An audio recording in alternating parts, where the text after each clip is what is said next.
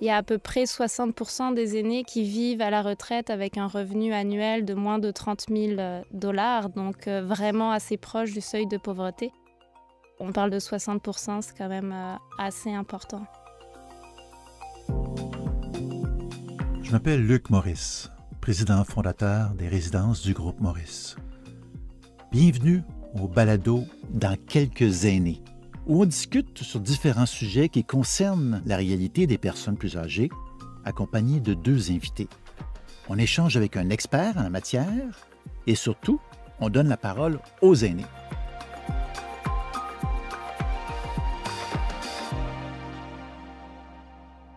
On le sait, la sécurité financière, c'est une grande préoccupation pour beaucoup de personnes plus âgées. Comment est-ce qu'on fait pour avoir suffisamment d'argent, pour profiter de la vie à la retraite? Puis l'héritage, il y a des gens qui mesurent le succès de leur vie par l'héritage qu'ils laissent. Est-ce que c'est encore approprié, ça, ou ça tombe de plus en plus? Puis on sait aussi que l'argent, c'est un sujet tabou. Aujourd'hui, on parle d'argent, bien sûr, avec mes invités. Pierre Favreau, 75 ans, un retraité d'Hydro-Québec. Bonjour. Et Sarah Barry, détentrice d'un doctorat en droit et spécialiste en gestion de finances personnelles pour les aînés. Bonjour. Bonjour. On veut tous profiter de la vie, avant qu'elle se termine, bien sûr. Et on parle souvent d'une trentaine d'années à la retraite, alors c'est pas rien, hein? Pierre, une première question. Est-ce que l'argent est une grande préoccupation pour vous? Puis est-ce que vous vous sentez confortable là-dedans? Ça a déjà été une préoccupation, mais plus maintenant, parce qu'on a parlé d'héritage tantôt. J'ai une bonne retraite à Hydro-Québec, mais j'ai hérité de mon père, dont je ne savais pas qu'il avait autant d'argent. Alors, ce n'est plus une préoccupation, mais ça l'a déjà été.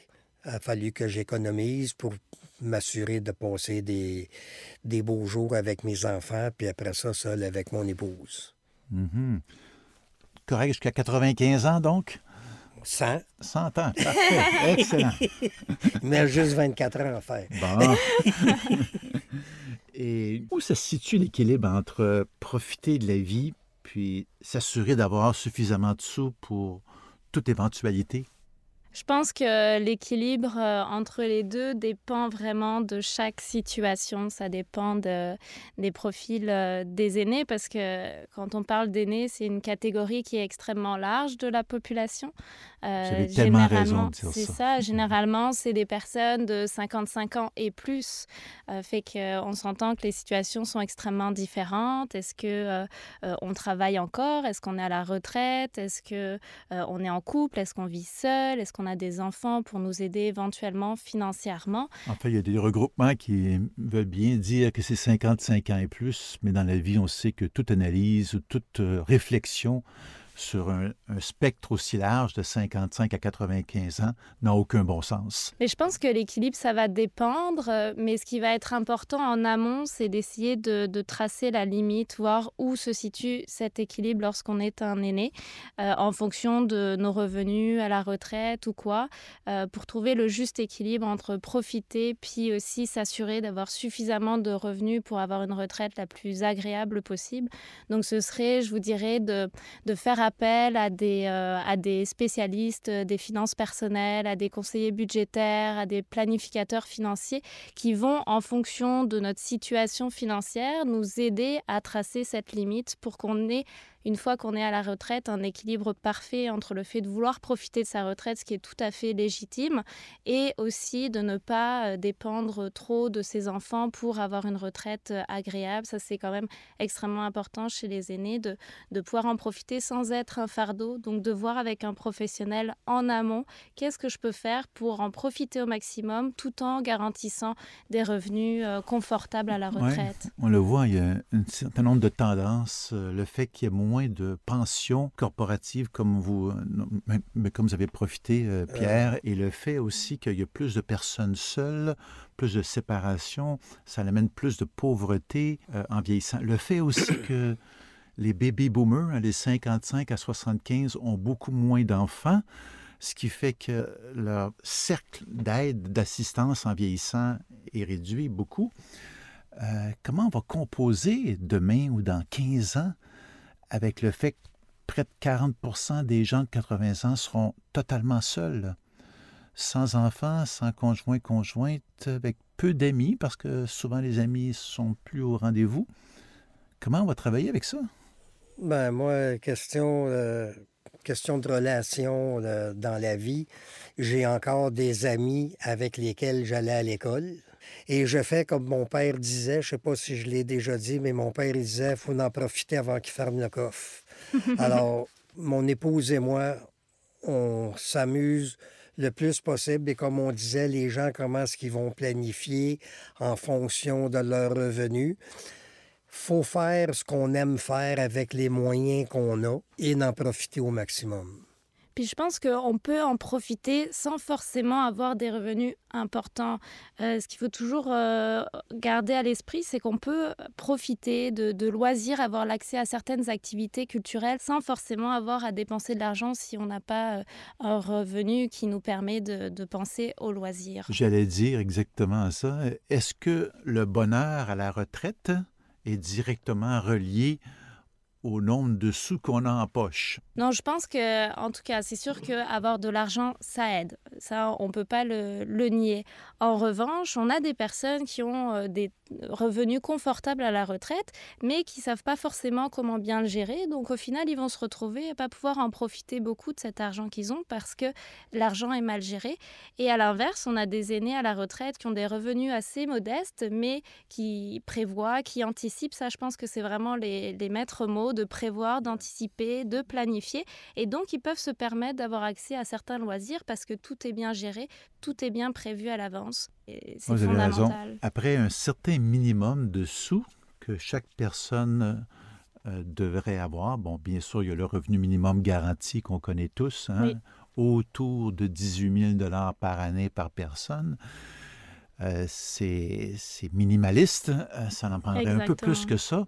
Mais une fois qu'on a plus que ça, vous le dites, Sarah, très bien, la solitude, la socialisation et des champs d'intérêt, c'est ce qui est nettement plus important que d'avoir 75 plutôt que 55 000 Tout à fait. par année. Tout à fait. Souvent, mon épouse me dit, Pierre, arrête, tu passes ton téléphone. On invite les gens, on est invité, puis la relation, comme vous dites, la relation amicale qu'on a avec les gens ou la famille, c'est très important, peu importe le montant d'argent que tu as. Si tu es capable de te libérer émotionnellement en jasant avec tes amis et de respecter les autres tout en étant respecté par eux autres. Tantôt, on parlait de revenu minimum garanti. Il y a aussi les crédits d'impôt pour maintien à domicile, pour toutes sortes de petits services en résidence ou en appartement ou en condo ou en maison. Il y a des clubs d'âge d'art, la FADOC, il y a toutes sortes de regroupements qui peuvent nous aider aussi à gérer tout ça puis à y voir clair, parce que c'est compliqué pour beaucoup de monde, tout ça. Sarah, qu'est-ce que vous pensez de tous ces programmes? Ben, c'est sûr qu'il y a quand même beaucoup de programmes qui existent, mais ce qu'on remarque en pratique, c'est que peu d'aînés sont au courant de ces programmes-là. Puis il y a beaucoup de choses qui sont publicisées en ligne. Certains aînés n'ont pas accès à Internet, donc ils ont accès à moins d'informations. Donc c'est extrêmement important d'aller chercher ces informations-là parce que, comme vous le dites, il y a énormément d'outils qui existent pour les aînés. Alors, on parle de crédit d'impôt. Il y a des crédits d'impôt dont on ne mesure pas l'existence, on ne connaît pas l'existence de certains crédits d'impôt. Il y a par exemple le crédit d'impôt pour, vous le disiez, le maintien des aînés à domicile. Il y a le crédit d'impôt qui est très important pour les personnes proches aidantes. Il y a des crédits d'impôt aussi pour les activités des aînés. Donc si je suis un aîné et que je décide de m'inscrire dans un gym, par exemple, pour me maintenir en santé, ben à ce moment-là, je peux bénéficier, sous certaines conditions évidemment, de ce crédit d'impôt. Et c'est un crédit d'impôt qu'on ne connaît pas forcément. Donc j'inciterai les aînés à se rapprocher de Revenu Québec, par exemple, et de leur parler et puis de leur expliquer un petit peu Pas qui ils simple, hein, sont. pas simple, parce que, vous l'avez dit, si on n'est pas branchés sur Internet, on n'a pas accès à beaucoup, beaucoup d'informations maintenant. La bonne Effectivement. nouvelle, c'est que les gens plus âgés, 75 et plus, sont maintenant pas mal branchés. Oui, On serait surpris parce qu'ils oui, savent s'ils veulent parler à leurs petits-enfants ou à leurs enfants. Ils n'ont pas le choix. Le effectivement. téléphone ne Et fonctionne peut-être plus. que la pandémie aura aidé à ça Oui, oui, aussi. Oui, aussi, oui. aussi, aussi. Il y a à peu près 82% des aînés qui ont accès en 2020 à l'Internet chez eux. Donc ça, Vous c'est avez raison. déjà extrêmement Ouais. positif. Mais je dirais, même si on n'a pas accès à Internet, on peut quand même avoir des ressources en se rapprochant des ASEF. Donc les Mhm, ASEF, c'est les associations coopératives d'économie familiale. mhm. Et puis elles sont habilitées à donner des consultations budgétaires. Et alors ces conseillers budgétaires-là vont pouvoir leur dire quelles sont les ressources à leur disposition. J'invite, et je sais que plusieurs le font déjà, plusieurs associations, d'aider les gens plus âgés à bien fonctionner sur Internet. On parlait de crédit d'impôt tantôt, ça dépend souvent du revenu de la personne. Des fois, si ton revenu dépasse un certain montant d'argent, tu n'as pas le droit à ce crédit d'impôt-là. Et précédemment, je faisais mes rapports d'impôt moi-même. Avec tous ces changements-là qui subviennent, là, je fais faire mon rapport d'impôt par des professionnels. Puis souvent, je dis, ben, j'ai pas le droit à ça. Non, tu gagnes trop cher ou ton revenu est trop élevé. Donc, Moi, je pense que je commence à comprendre que notre ami ici, Pierre Favreau, est très indépendant financièrement. Il faut que je vous conte une petite anecdote, Pierre. oui, Un bon ami à moi, comme vous, lui était monteur de ligne à l'époque à chez Hydro. Hydro-Québec. Il a pris sa retraite à 58 ans, je pense, 57 ans. Il a fait 30 ans avec Hydro, et il me faisait une confidence. Alors, on sait tous que Hydro-Québec a un excellent fonds de pension, Ah c'est oui. parmi les meilleurs au Canada. Et il me disait, Luc, après ma retraite, mon premier chèque de paye, évidemment, j'ai moins de paiements à faire à toutes sortes d'assurances et tout, mais je recevais net dans mes poches 11 dollars de plus que mon chèque de paye normal. Wow! Là, on parle. Mais c'est pas tout le monde. Hein. Non, C'est c'est pas tout le assez monde. rare. Il y a à peu près 60% des aînés qui vivent à la retraite avec un revenu annuel de moins de 30 000 dollars, donc vraiment assez proche du seuil de pauvreté. On parle de 60%, c'est quand même Oui. assez important. Vous, Pierre, vous êtes à ce niveau-là un homme chanceux. Hum, Mais moi, je m'inquiète des gens qui, surtout les baby boomers, surtout la génération qui s'en vient, là, on parle d'à peu près 60% de ces gens-là qui n'ont pas de fonds de pension de compagnie ou d'organisation. Comment ils vont faire, ce monde-là? Sarah ou Pierre? Ouais.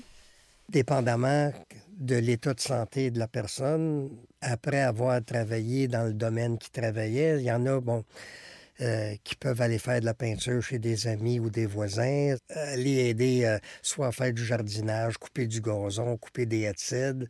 Il y a des gens qui font ça et qui Aller peuvent... travailler chez Rona, chez Lowe's. Oui, il y en a qui font ça aussi. Ils en demandent. C'est incroyable le nombre d'offres d'emploi qu'on voit. Là. Moi, je vais chez Renault Dépôt, là. Renault Dépôt engage. Le IGA, chez nous, il y a une liste. Toutes mettons, là, gérants de grosserie, toutes il y a peut-être 10, 15 offres d'achat, d'emploi, Vous avez d'offertes raison. pour les Ce qui, personnes. ce qui n'existait pas il y a 30 ans, Non, maintenant, la personne qui veut avoir un petit revenu CD, un peu supplémentaire. en revue supplémentaire, mais peut le faire parce qu'il y a beaucoup d'occasions de le faire. Dans l'industrie de services en général, Oui. il y a beaucoup de possibilités de travailler une journée ou quelques demi-journées par semaine. Et ça aide aussi non seulement les sous, mais la solitude et le sentiment de valorisation Mhm, aussi beaucoup. tout à fait. Vous avez raison d'amener Mais tu sais cet que je point. disais tantôt, au début de ma retraite, j'avais quand même une bonne retraite, mais comme on disait, souvent, on anticipe les jours à venir et on veut plus de sous. Dans la peinture, j'étais, je m'excuse de dire, mais j'étais bon. Et j'allais peinturer chez un voisin, il donnait mon nom à un autre voisin. Alors, j'ai fait de l'argent avec ça. Puis, entretenir des headsets aussi, j'adore travailler dehors. Ça fait que c'est des petites sources de revenus qui nous aident, puis qui nous valorise aussi, parce que les gens sont satisfaits du travail que tu as effectué chez eux.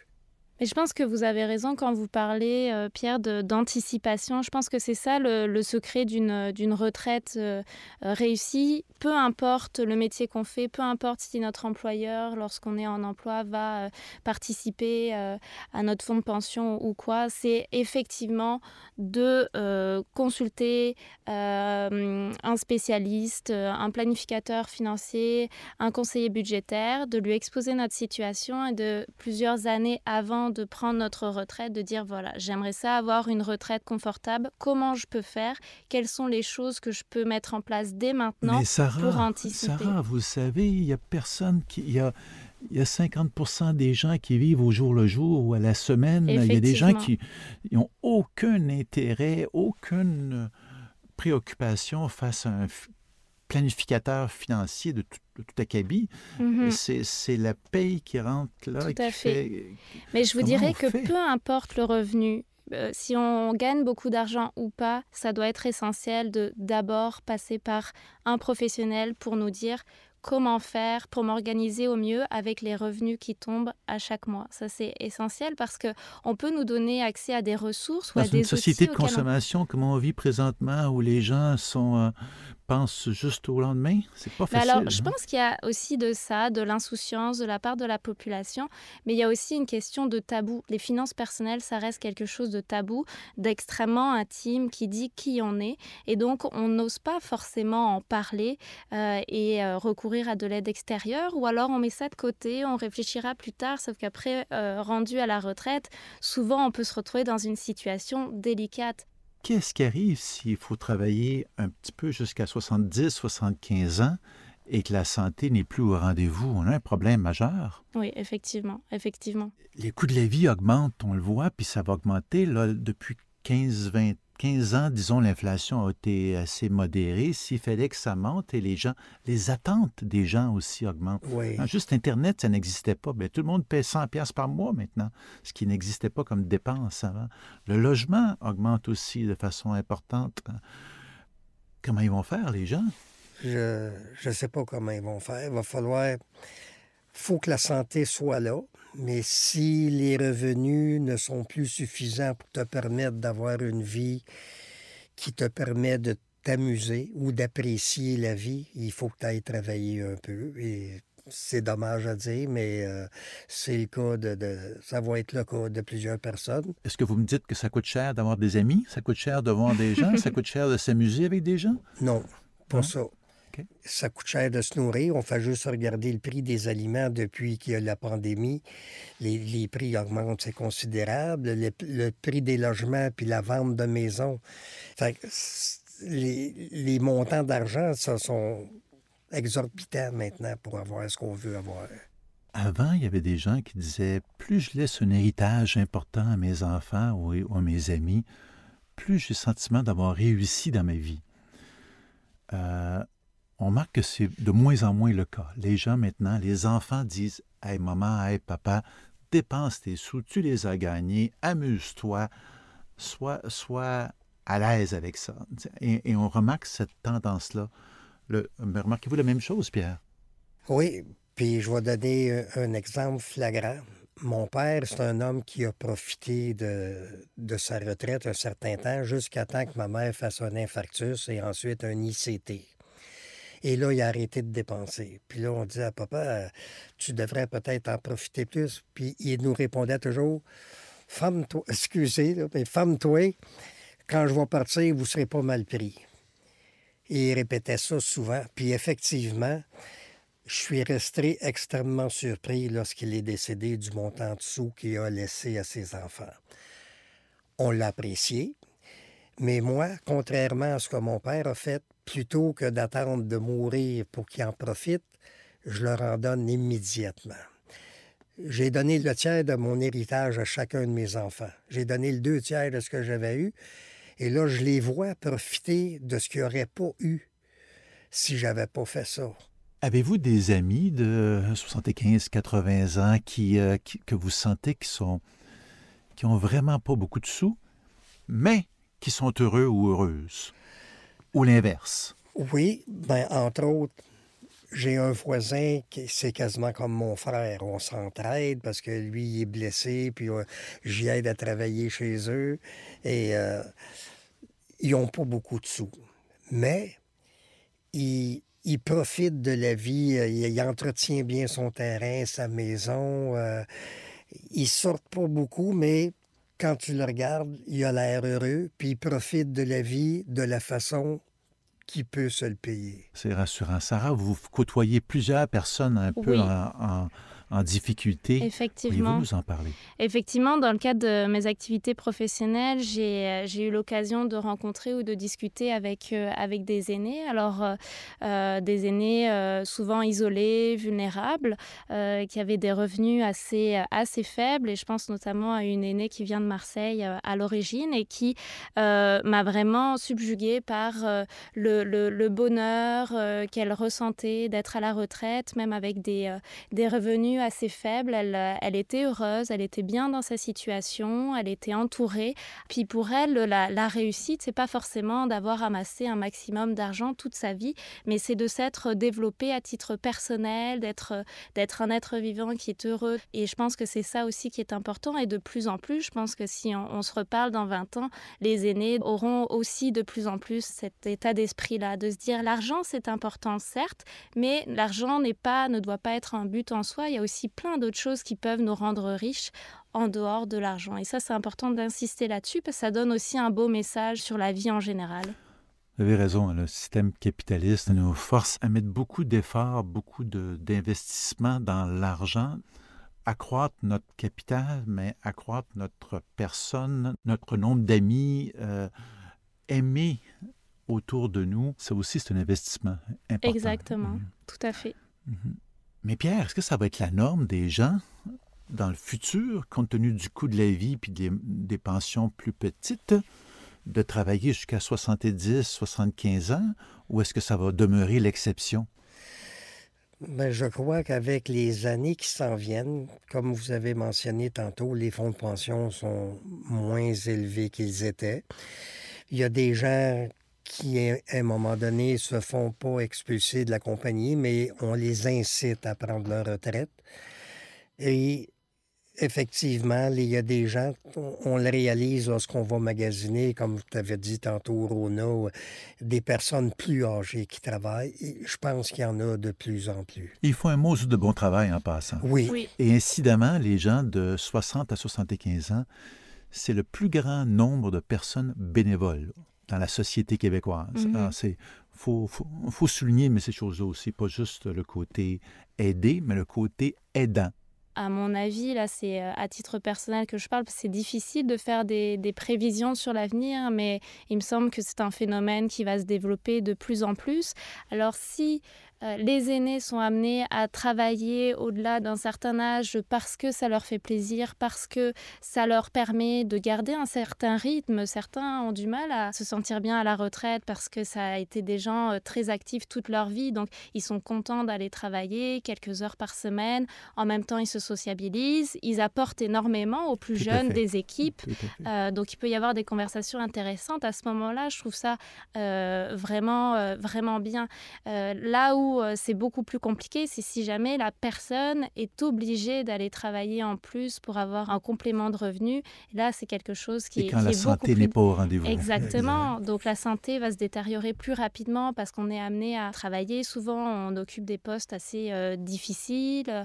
Là, c'est beaucoup plus compliqué. Ce serait intéressant de réfléchir à une manière de bonifier les régimes publics de retraite ou de trouver un moyen de faire en sorte que les aînés qui retournent travailler une fois qu'ils sont à la retraite, c'est parce qu'ils veulent y retourner pour quelque raison que ce soit et qu'ils sont en capacité de le faire.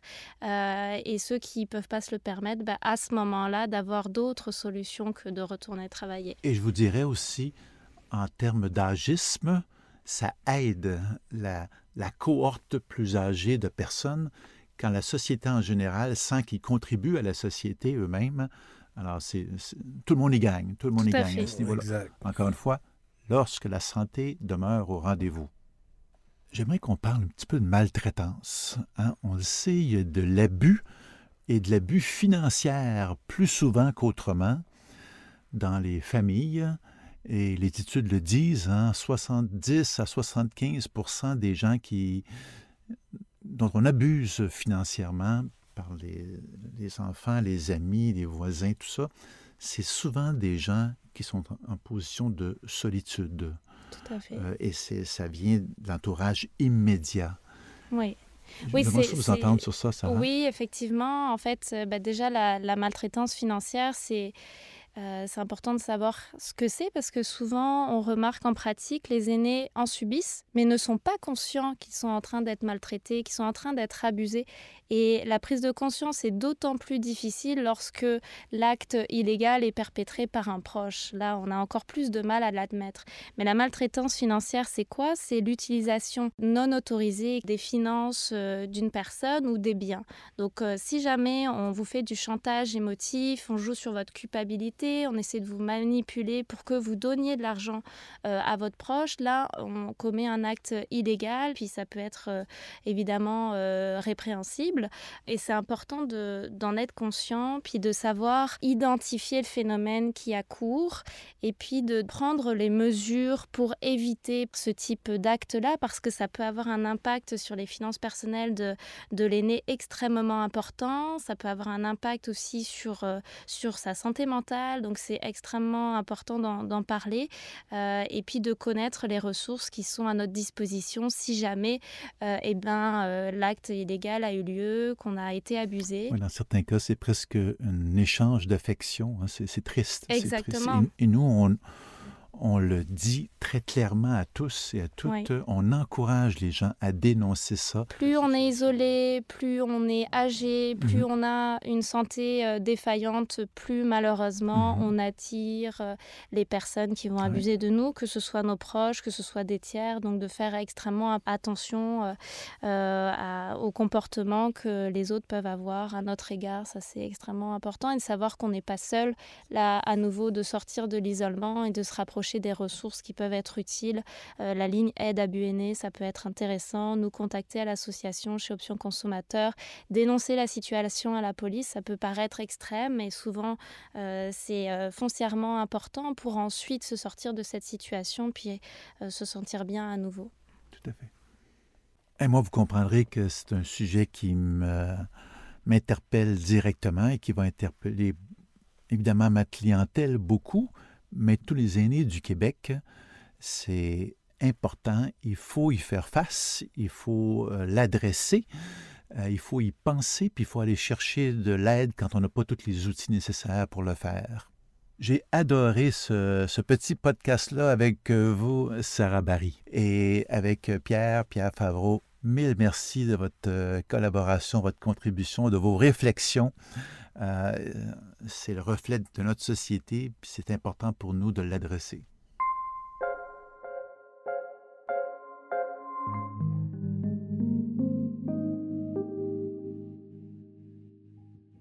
Permettez-moi de vous conter une petite anecdote, en fait une grande anecdote à mes yeux, sur l'argent.